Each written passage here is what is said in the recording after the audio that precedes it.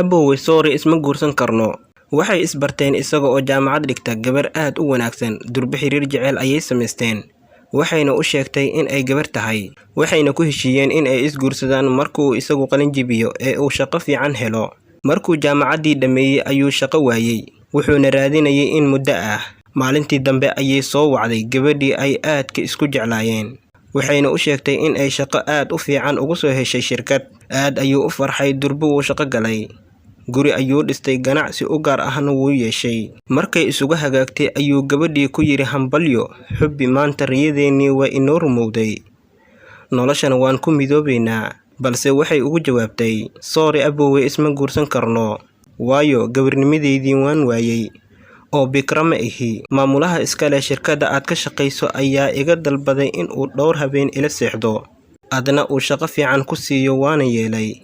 Waayo waxay ahayd waddada keliya ee ii furan si aan shaqo la'aanta iyo murugada kaaga saaro.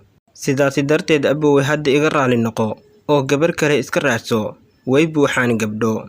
Haddaba daawade, haddii aad adiga wiilkaasi beddelkiisa ahaan lahayd, maxaad samayn lahayd?